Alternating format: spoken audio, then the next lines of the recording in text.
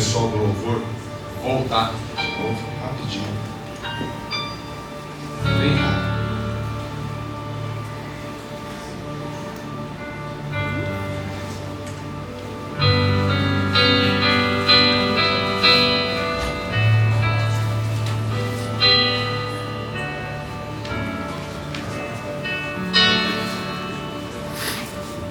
Eu queria que você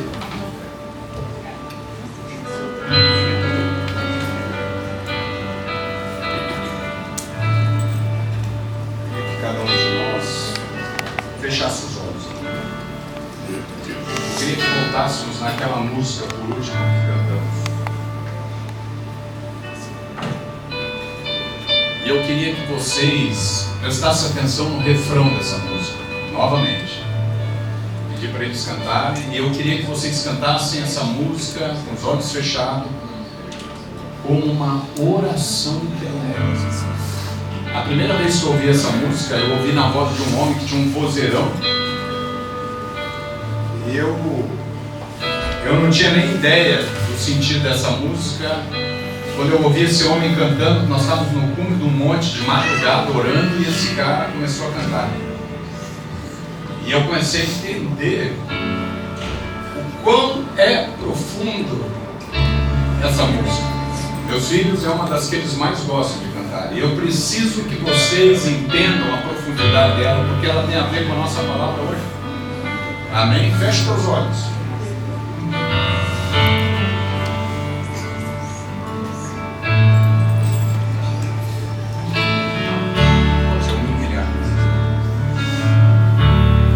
Se eu me humilhar diante do teu altar e sacrificar aquilo que me custar, tu inclinarás os teus ouvidos ao meu clamor. Mas vale um dia no centro do teu querer, que toda a vida seja mais te conhecer. Tu és minha fonte, minha colheita, minha herança.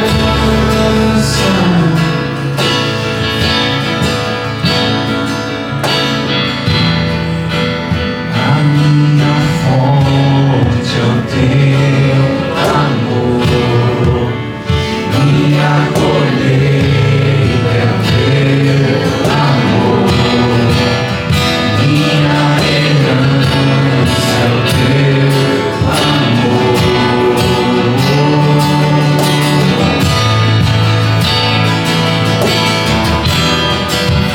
A minha fonte é o teu amor, minha colheita é o teu amor, minha herança é o teu amor. Se eu me humilhar diante do teu altar e sacrificar Aleluia, Senhor.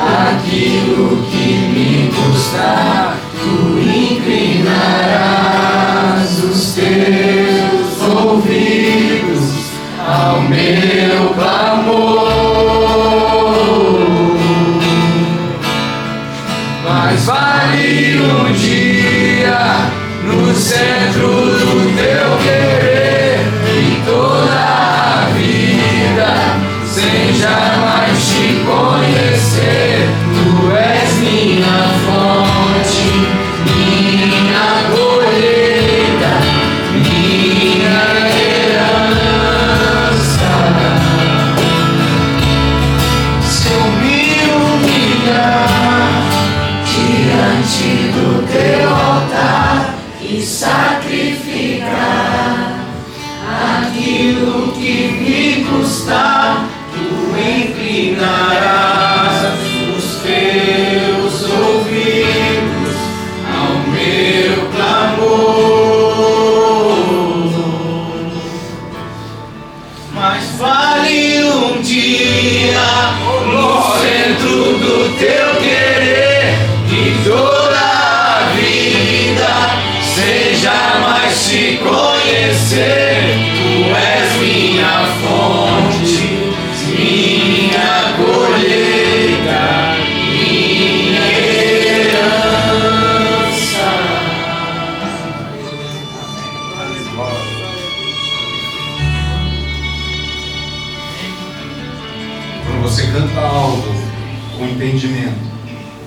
algo muda.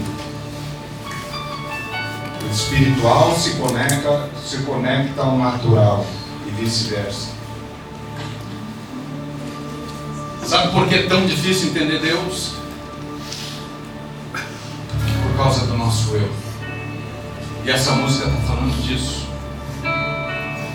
Quando eu sacrificar o que mais me custar, eu poderia aqui perguntar para vocês o que é que mais te custa. E muitos tentariam achar alguma coisa e lembrar de algo, mas na verdade, o que mais nos custa é sacrificarmos quem somos. Como é difícil anular o nosso eu. Como é difícil apagar o nosso eu. Como é difícil dizer a nós mesmos que não somos nada. E essa música, ela retrata o que está na Bíblia de Gênesis e Apocalipse. É perdendo o que você ganha. É entregando o que você colhe. É deixando de ser quem você é e vai passar a ser quem Deus é na tua vida. Nós queremos um modelo perfeito de vida. Esse modelo existe. A palavra fala desse modelo. E por que é tão difícil para o homem alcançar o modelo perfeito de Deus? Por causa do nosso eu. Tudo que vamos fazer, o nosso eu está em primeiro lugar. Tudo é o eu, é o eu. Estamos construindo uma igreja. Talvez na cabeça de alguns seja a igreja do pastoral. Seja a igreja do pastor Paulo, do pastor Renato. Seja a igreja lá do povo, que se encontra no hotel.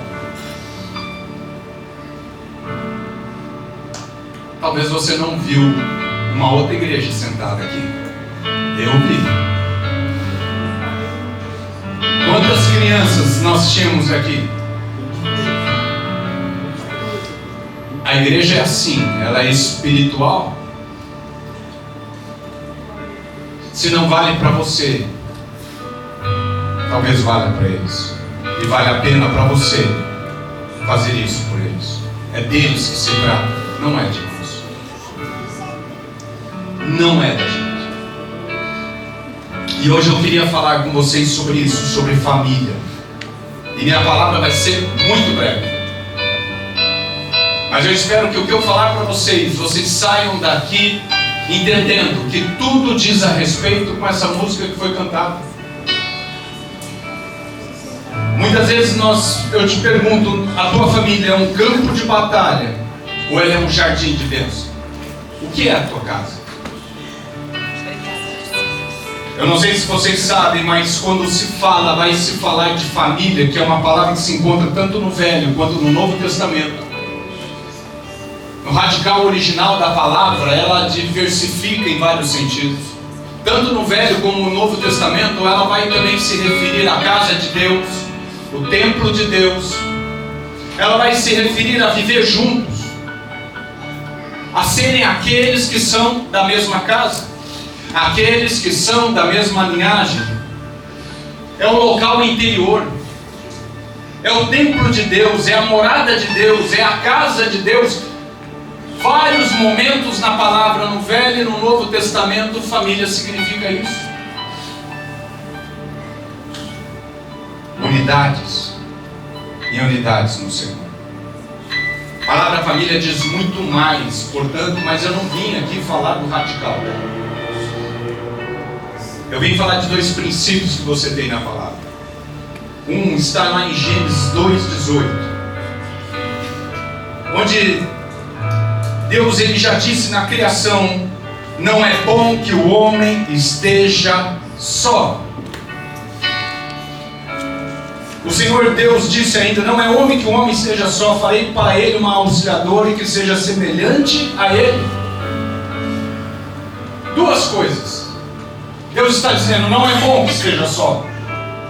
Não é bom que ser humano nenhum esteja só. Não, mas ele está falando do homem. Não, olha o que ele fala no final. Ele vai criar uma mulher, uma auxiliadora que será como ele. A partir do momento que Deus faz isso, ele cria um ciclo entre homem e mulher. Ainda que biologicamente sejamos diferentes, espiritualmente somos um só esse discurso de ideologia que fala a diferença de gênero entre homem e mulher está errado. Para nós é uma questão apenas do que cada um, cabe a cada um de nós, na função da vida, de forma vital, que somos biologicamente. Mas para Deus, somos todos iguais. Porque a Bíblia diz que seremos semelhantes, homem e mulher. E portanto, o homem e mulher que nascer também deste casal, também serão semelhantes a eles. Está na palavra, Gênesis 1, 28. Eu não vou entrar aqui na parte histórica disso, mas essa passagem ela vai falar da bênção que Deus vai estabelecer sobre as parteiras hebreias, na época que todo o povo hebreu estava ainda dentro do Egito. E eles cresceram e cresceram a ponto de assustar aquele novo faraó, aquele que era diferente daquele que deixou que o povo entrasse um dia como convidado. Mas esse novo faraó, ele começa a ver que o povo está crescendo e vai se tornar uma ameaça ao povo egípcio. E ele determina aquelas mulheres, as parteiras hebreias, e diz: quando nascer os filhos, matem. E elas não fizeram isso. Mas olha o que a palavra vai dizer, lá no versículo 28. E Deus os abençoou e lhes disse: sejam fecundos, multipliquem-se, encham a terra e sujeitem-na. Tenham domínio sobre os peixes do mar, sobre as aves dos céus e sobre todo animal que rasteja pela terra. Perdão, eu vou chegar naquela passagem. Essa passagem Deus está dizendo o quê? Multipliquem-se, vão além, tomem conta de toda a terra. Além de Deus abençoar e falar, não é bom que o homem esteja só, Deus está dizendo também de outro lado, multiplique-se. E foi por conta dessa promessa, que agora em Êxodo, agora sim, desculpe, em Êxodo 1, 21, Deus, quando vai se falar sobre aquelas duas parteiras hebreias, Sifrá e Puá, olha o que ele diz lá no versículo 20 de Êxodo 1. E Deus foi bom para as parteiras, e o povo aumentou e se tornou muito forte. E porque as parteiras temeram a Deus, Ele lhes constituiu família. Família é uma bênção de Deus. Família é bênção de Deus. Se a tua família é um campo de batalha, alguma coisa está muito errada, né? Olha o que está em 1 Coríntios 7, 8. Parece algo que vai se contrapor ao que nós estamos lendo. Paulo vai dizer assim: e ao solteiro e às viúvas digo que lhes seria bom se permanecessem no estado em que também eu vivo. Ou seja, sozinho. Mas se não consegue se dominar, que se casem, porque é melhor casar do que arder em desejos. É evidente que esse texto ele está falando dentro de um contexto de sexualidade de casal. E ele diz, se possível, ficassem todos solteiros. Mas o que Paulo está fazendo aqui é porque Paulo tomou uma decisão de anular na vida dele uma escolha de não ter para a vida dele uma família, para que ele não tivesse com o que se preocupar. Paulo está deixando claro que família traz responsabilidade, que família traz também deveres. E que também vem com esses deveres os seus problemas. E por isso ele diz, mas em nenhum momento Paulo está dizendo que a família não é a bênção do Senhor. É uma escolha dele como homem de Deus, de escolher o ministério até por conta do seu chamado. O homem que teve com ele, talvez a culpa até de seus últimos dias, de ainda olhar para trás e ver o quanto ele lutou contra a família do Senhor, contra a igreja. Isso é uma escolha dele. Mas em nenhum momento Paulo vai dizer algo diferente disso. Eu não sei vocês hoje, mas hoje nós conversando com muitas pessoas e na experiência do dia a dia, seja eu, inclusive como advogado ou como pastor, uma coisa nós percebemos, que nós temos realmente graves deturpações nas famílias. Nós temos graves problemas no seio familiar.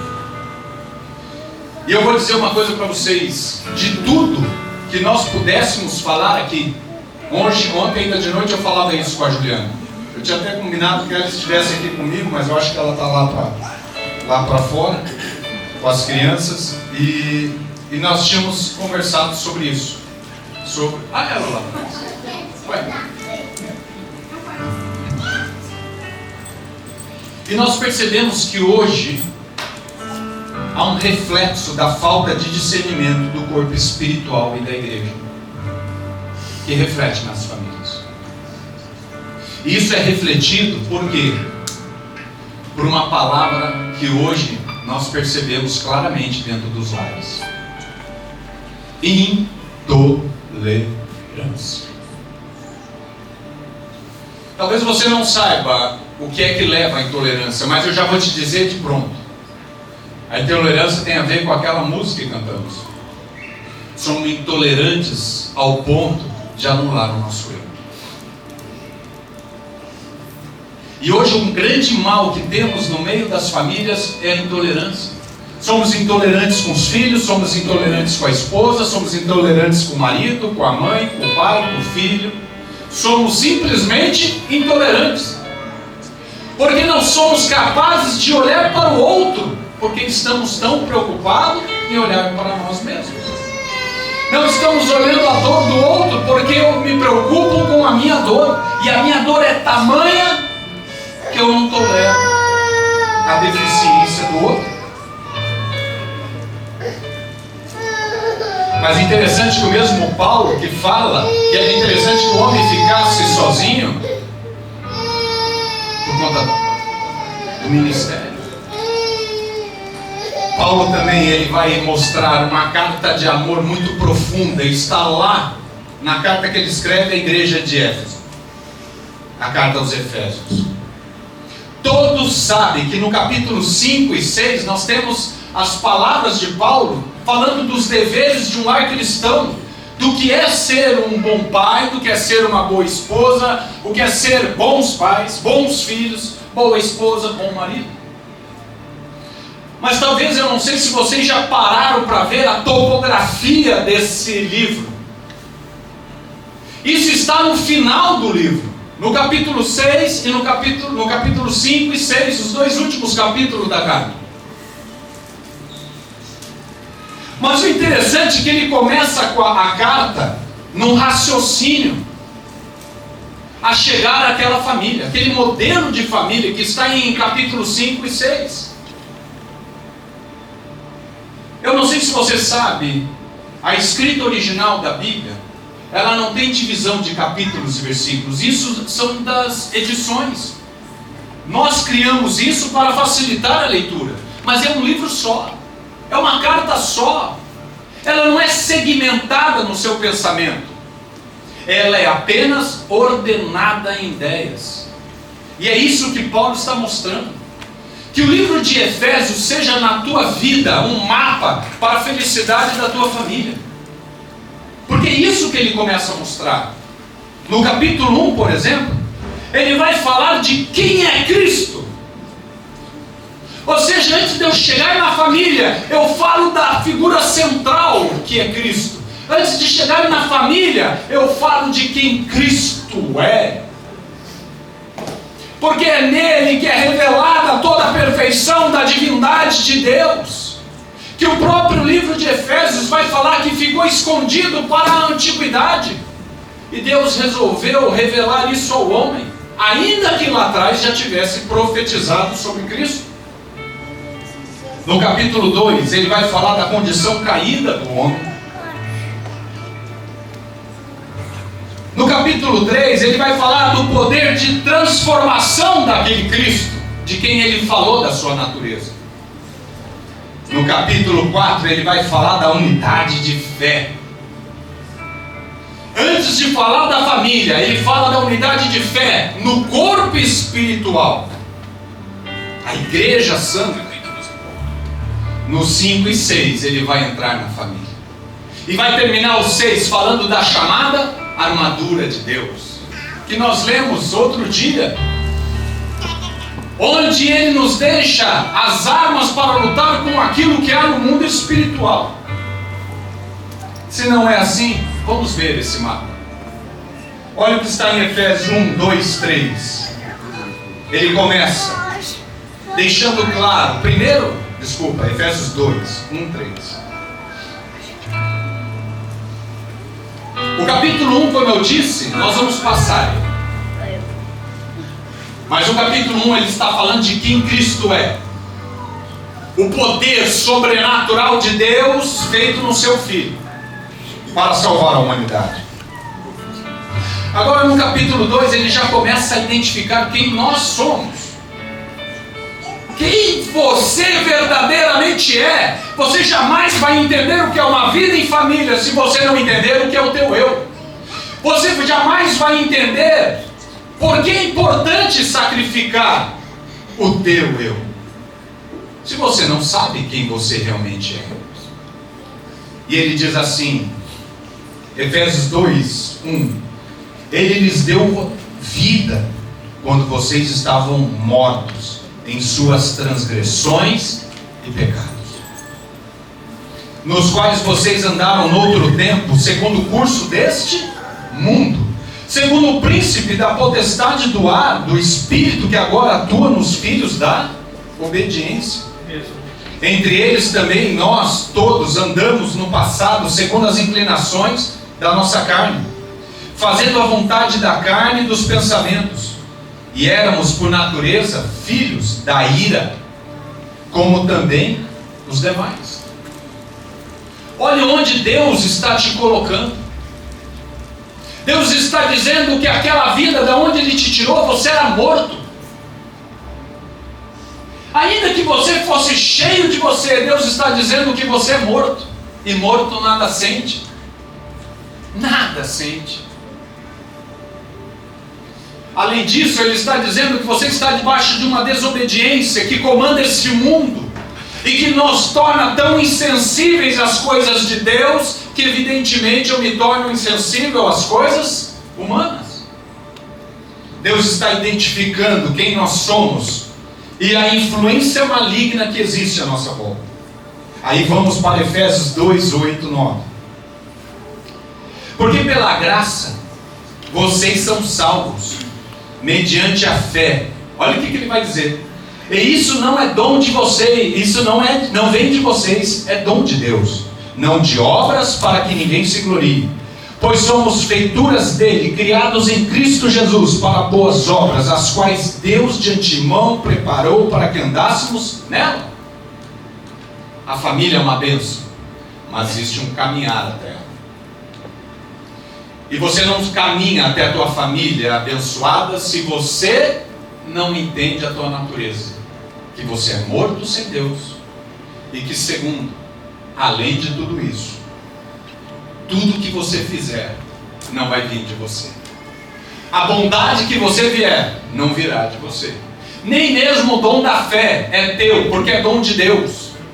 Tudo se trata dele. E Paulo vai mostrando que ainda que ele está nos tornando nus diante de Deus, tirando toda essa roupagem do nosso eu que carregamos.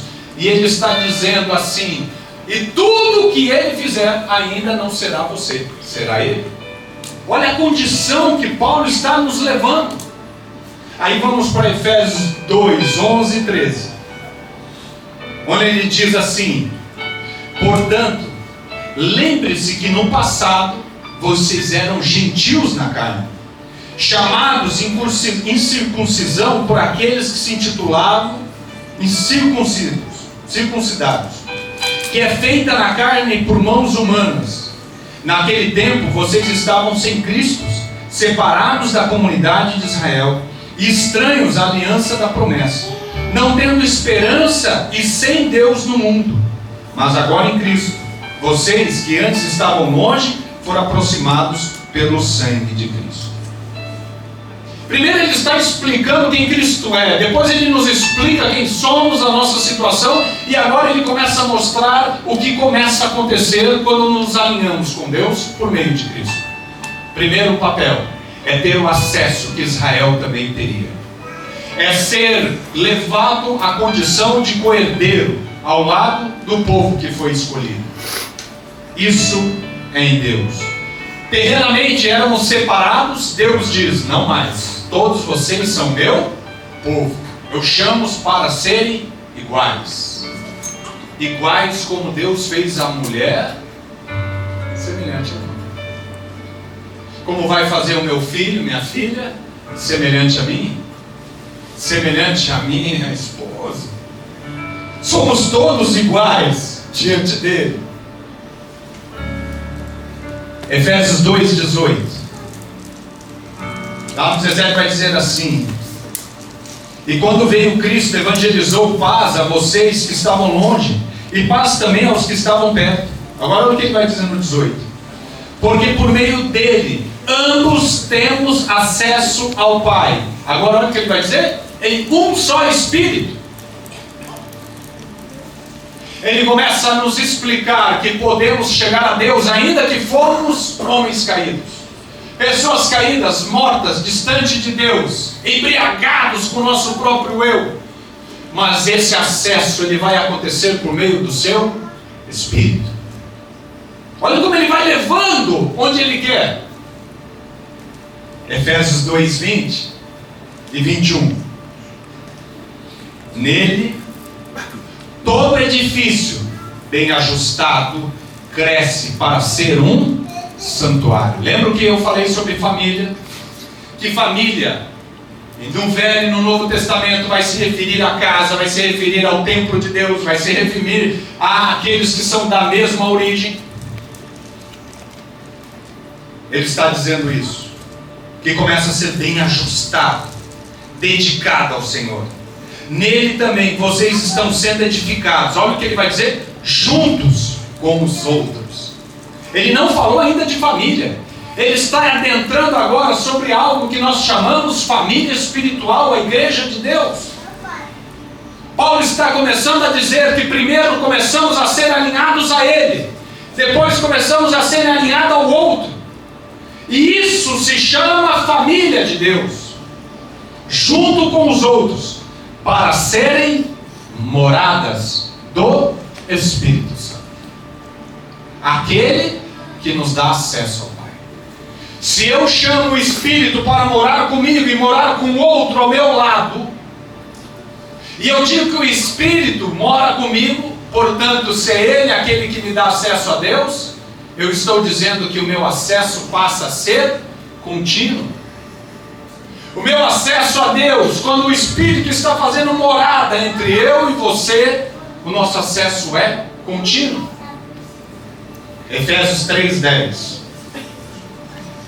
É isso para que agora, pela igreja, a multiforme sabedoria de Deus se torne conhecida dos principados e das potestades nas regiões celestiais, segundo o eterno propósito que Deus estabeleceu em Cristo Jesus nosso Senhor. Qual é a palavra que eu quero tirar daqui? A multiformidade da sabedoria de Deus, do poder de Deus. Deus está dizendo que Ele vai transformar a tua vida e pode mudar a tua vida dos modos mais diversos que você pode imaginar, desde o humano ao sobrenatural. E dizer que Ele faz isso e manifesta isso para que todo o céu, potestades e principados vejam o seu poder na tua vida. Olha o que Ele está nos levando até chegar àquilo que chamamos de família. Deus tem uma forma uniforme de agir no meio da sua igreja. Ele ainda está falando do corpo espiritual, não carnal. Agora, tanto é assim que olha o que ele vai dizer no 14, no versículo 14, 3:14. Por essa razão, Paulo, eu me ponho de joelho. Paulo se diz colocar de joelho diante do Pai, de quem toda a família nos céus e na terra recebe o nome. Peço a Deus que, segundo a riqueza da sua glória, conceda a vocês que estejam fortalecidos com poder mediante o seu Espírito no íntimo de cada um. E assim, pela fé, que Cristo habite no coração de vocês, estando vocês arraizados e alicerçados, olha o que ele vai falar, em amor. Não é o meu eu, é o amor de Deus. Não é o meu eu, mas é Cristo em nós. Ele é o Emanuel, Deus entre nós. E ele diz que essa é a família de Deus, a família que se apresenta nos céus, sobre a terra, sobre os céus, todas debaixo do seu nome. Agora olha o que ele vai dizer no 18, e presta atenção, porque isso aqui começa a bênção para a tua casa. E isso para que com todos os santos vocês possam compreender, com todos os santos, unidade em família espiritual. Isso para que com todos os santos vocês possam compreender qual é a largura, o comprimento e a altura e a profundidade. Deus está trazendo tudo o que está na existência que envolve o homem. E conhecer o elemento de Cristo, o amor de Cristo, que excede todo entendimento, para que vocês fiquem, agora olha o que ele vai dizer, cheios de toda a plenitude de Deus. Ora, aquele que é poderoso para fazer infinitamente mais do que tudo que pedimos ou pensamos, conforme o seu poder que opera em nós, que lá em cima ele diz, a multiformidade da forma com que Deus age. A ele seja a glória na igreja em Cristo Jesus, por todas as gerações, para todos sempre. A glória na igreja. Igreja é um corpo edificado, bem ajustado, no qual Cristo faz morada, no qual o Espírito Santo faz morada, de forma permanente. Paulo está primeiro dizendo, ele coloca Cristo no seu lugar e diz quem ele é, o seu poder transformador. Depois ele adentra o homem e diz quem o homem é e mostra quem é o homem sem Deus. E aqui ele começa a entrar a necessidade de estarmos no plano espiritual ligados. Não é terreno, espiritual, ligados. O Cristo, cujo amor habita em nós, o amor que excede todo entendimento, e o poder infinito de Deus para fazer muito mais do que você pensa, do que você pede. Deus então está dizendo, filho, quando você vem pedir a mim sobre a tua família, o que eu tenho guardado é infinitamente mais do que você tem a pedir, é infinitamente mais poderoso do que você tem a esperar. Porque o que eu tenho a entregar é algo que o homem não preparou com as suas mãos. É a multiforma de agir de Deus. Efésios 4, 1, 3. Por isso eu, o prisioneiro do Senhor, peço que vocês vivam de maneira digna da vocação que foram chamados. Veja que aqui ele está dando a noção por que ele escolheu ficar sozinho. Porque de acusador, de perseguidor, ele se tornou prisioneiro da palavra. Por isso ele escolheu ficar sozinho. Mas olha o que ele começa a dizer. Com toda a humildade e mansidão, com longanimidade, suportando uns aos outros no amor, fazendo tudo para preservar a unidade do Espírito no vínculo da paz. Ele está dizendo que é com amor, que não é onde o mundo está pregando a ideia que temos que ser intolerante ao outro. Ele fala exatamente o oposto. Ele diz que com amor nós suportamos uns com os outros. Mas ele também fala na unidade do Espírito. O Espírito que é o vínculo da paz. Há uma diferença, portanto, do que a palavra diz sobre sermos intolerantes, e a palavra está dizendo suportar uns aos outros em amor. E amor, segundo a palavra, é substituição. É onde nós sacrificamos o nosso eu, colocamos o outro em primeiro lugar. Quando Jesus diz amai o próximo como a ti mesmo, ele está dizendo se coloque no lugar do outro. Sacrifique o teu eu e traga o outro. Se coloque, traga o outro para o teu lugar. Efésios 4, 24. 4:14. Olha a advertência que Paulo vai fazer. Para que não... Já vou direto para o 14, tá? 4:14. Para que não mais sejamos como crianças, arrastados pelas ondas e levados de um lado para o outro por qualquer vento de doutrina, pela artimanha das pessoas, pelas astúcias com que induzem ao erro. Olha o 15. Mas seguindo a verdade em amor, cresçamos em tudo naquele que é a cabeça, Cristo, de quem todo o corpo bem ajustado, consolidado, lembra do edifício que ele fala? Pelo auxílio de todas as juntas, segundo a justa coordenação de cada parte, efetua o seu próprio crescimento para a edificação de si mesmo em amor. Sabe o que Paulo está dizendo? Cuidado com o que os outros falam. Cuidado com a fórmula que os outros trazem para a tua vida, dizer que, olha, para ter a família doriana tem que ser dessa forma. Para ter a família perfeita é dessa forma. Há pessoas que acham que manter a aparência de uma vida perfeita é o sinônimo do que Deus quer. Não é. Porque o sinônimo do que Deus quer é que você sacrifique o teu eu. E para sacrificar o teu eu tem que haver perdão. E para haver perdão tem que haver reconhecimento de pecado. Por isso que ele diz lá no começo: lembra que tu é morto. Para dizer a você que não é falsificando a tua família que você chega à família perfeita de Deus, mas é se entregando a Ele e dizendo: Pai, eu pequei. Pai, eu errei. Pai, eu fui intolerante. Ontem eu passei por uma fase e ainda levei o Paulo comigo. Eu levei os meninos a trocarem figurinha em determinado lugar. E eu venho comprando as figurinhas que eles querem. Quando eu chego lá, eles com algo debaixo do braço, uma caixinha cheia de figurinha, que eu estou achando que as figurinhas que estão trocadas, a serem trocadas, repetidas que eles têm. Quando eu chego lá, eu olho para eles, e eles querendo já trocar as figurinhas, daí eu abro o álbum, não tinha uma colada. Eu falei: mas peraí, é sério que vocês trouxeram o pai aqui e vocês não sabem quais são as que vocês têm repetido ou não? Como é que vocês vão colar? E o outro querendo jogar bafo. Eu acho que eu cheguei umas 2 e pouco, daí o Paulo foi lá me ajudar, Deus deve ter tocado no coração dele. Foi ele e o Daniel, nós ficamos umas 3 horas ali, separando figurinha e depois colando as figurinhas, para daí chegar para os meninos e falar: agora nós podemos trocar.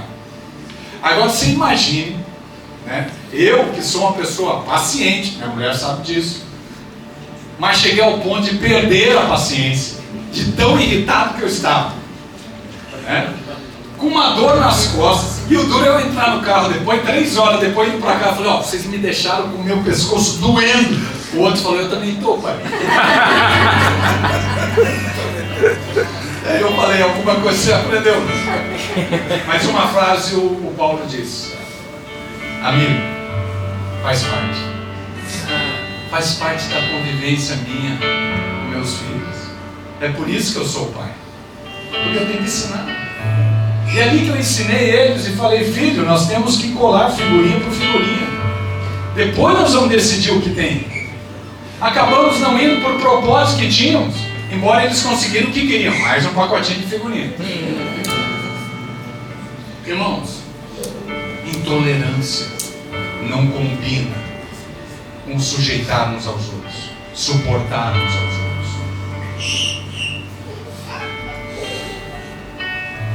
E às vezes a palavra que saiu da boca do Paulo era a palavra amiga, é a palavra de advertência do amigo, lembrando: suportai-nos aos outros.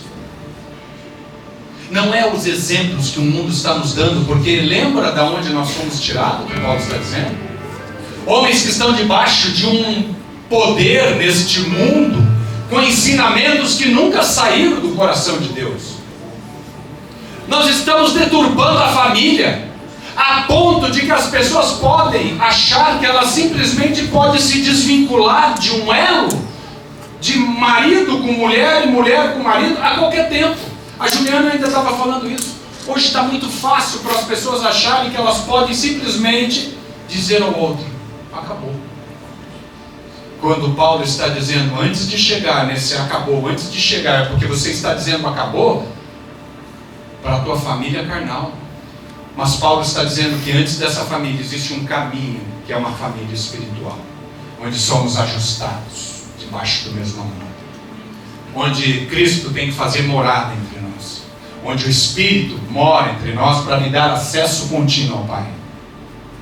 Não adianta você olhar para a tua família em frangalhos hoje na forma carnal, porque Deus está falando primeiro, reconhece quem tu és, reconhece e vai entender quem é o teu homem, que ele não tem nada para mim. Quando ele está dizendo, olha, tudo que eu fizer vai ser eu que vou fazer, ele está dizendo para você, você não tem nada para dar para Deus, a não ser o teu eu, sacrificar o teu eu, para deixar que ele haja, para deixar que ele venha e resgate a tua alma. E ele diz, não só você tem para me dar alguma coisa, porque para nada vale, como ele falou ali atrás, ele agora está dizendo, cuidado com o que o outro fala. Se ele for o semelhante a ti, na condição de um homem caído, ele não vai te levar para lugar nenhum, é cego conduzindo outro cego. Cuidado com o que o mundo tem pregado. Olha o que diz aí em Efésios, estou quase terminando.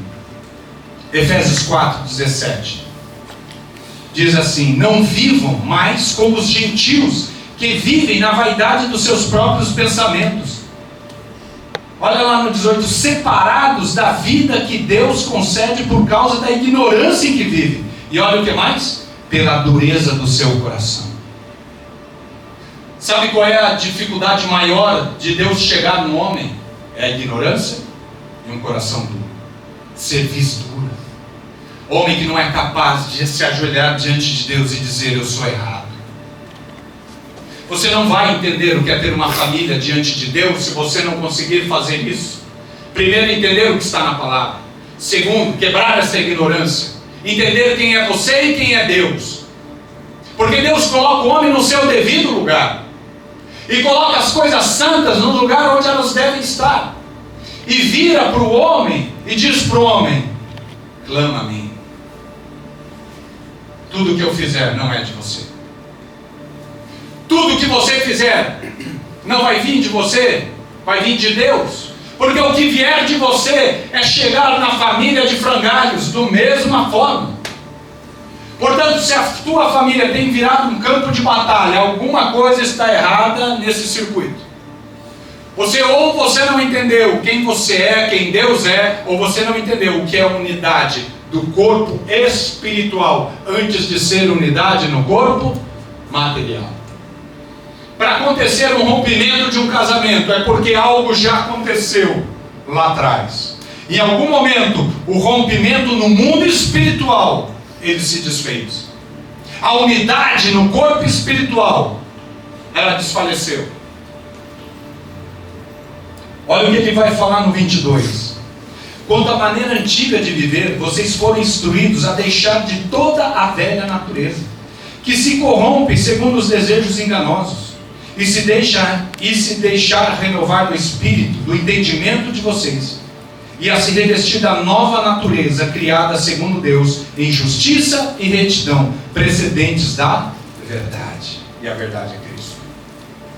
Deus está falando que é uma natureza antiga em nós, e é uma nova natureza que Ele quer mudar.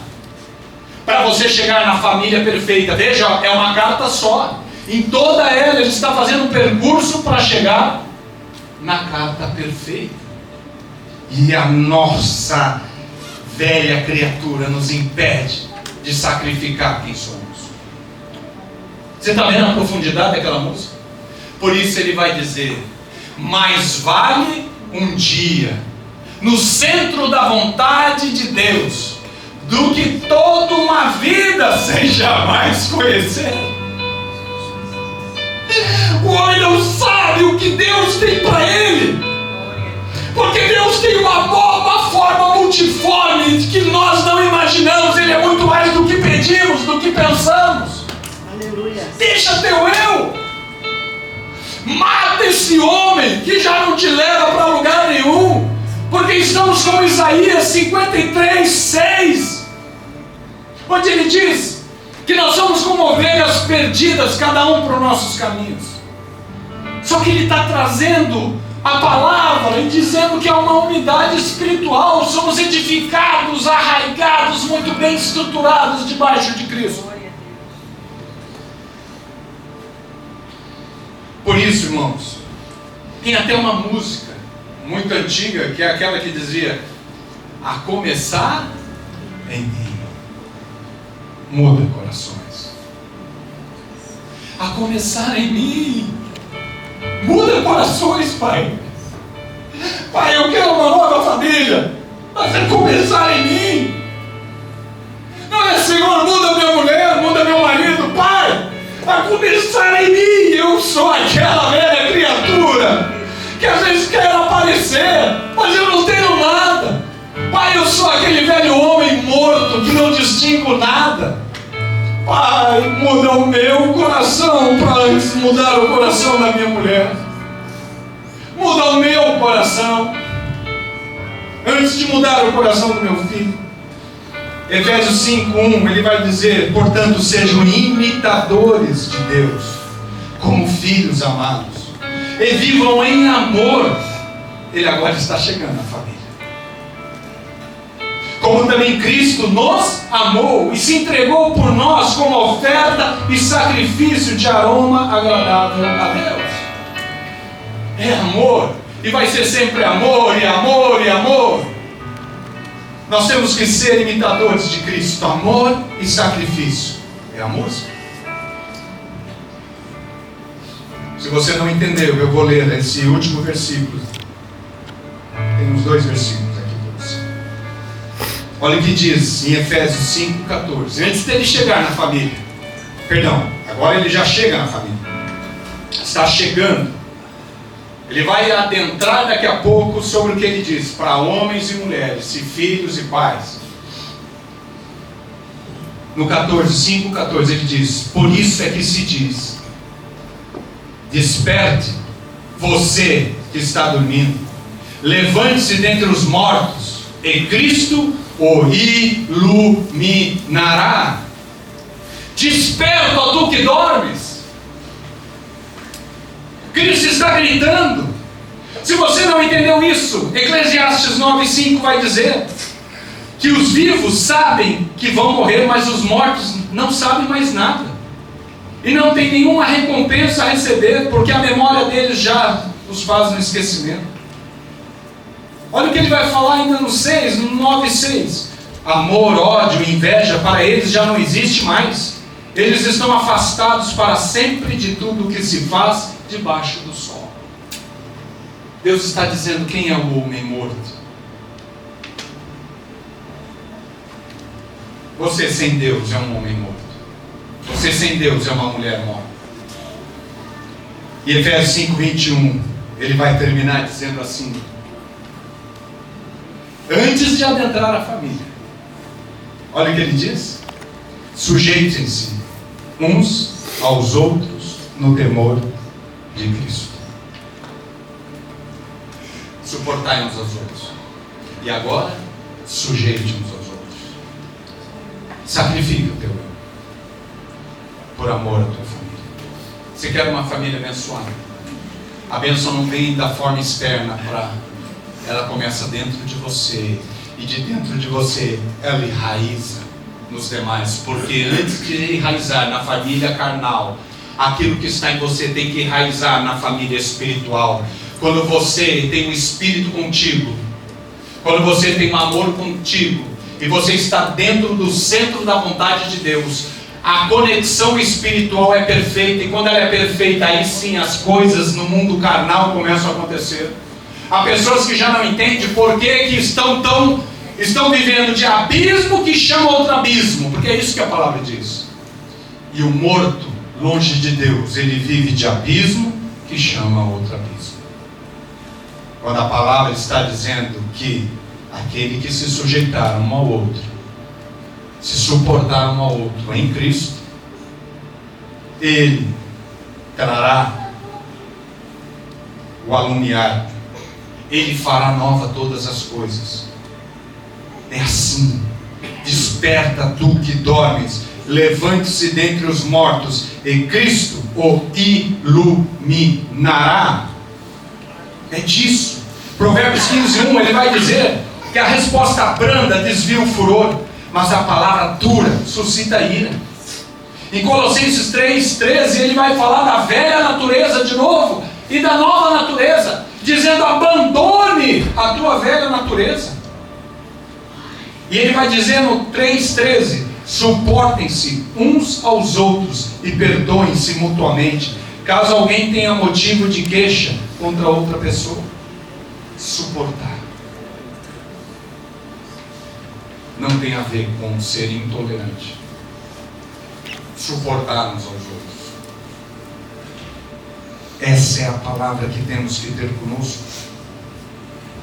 Temos que entender que para alcançar a família perfeita nos olhos de Deus, que é a bênção de Deus, tudo começa numa centelha menor, que somos nós. Depois leiam Efésios em casa. Eu só fiz aqui um resumo. Mas vocês vão ver a perfeição, como Paulo vai escrevendo, a chegar ao manual da família perfeita. E depois como, com essa família, continuar guerreando com o mundo espiritual. Amém? Amém. Vamos cantar no louvor.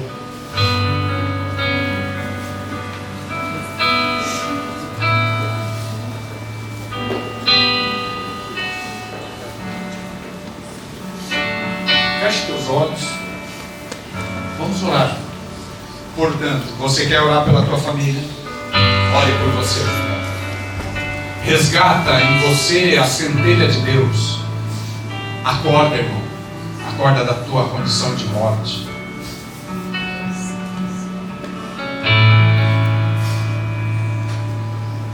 Bendita será nossa casa. Presta atenção nessa letra. Serão nossos filhos e nós glorificaremos ao Senhor.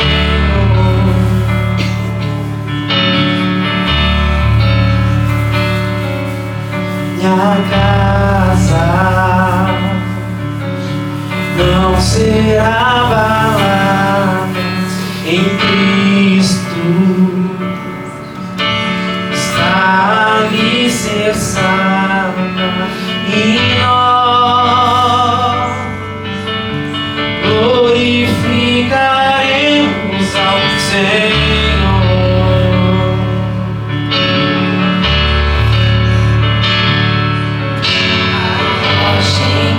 Minha casa está viva.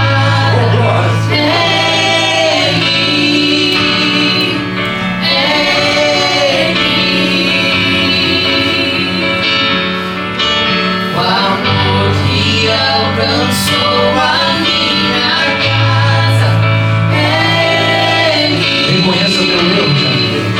Reconheça teus pecados, a tua insignificância de resolver, o poder de solucionar o que você não consegue. Pede para ele um coração novo. Pede que ele apague os teus pecados e faça tudo novo. O amor que alcançou a minha casa.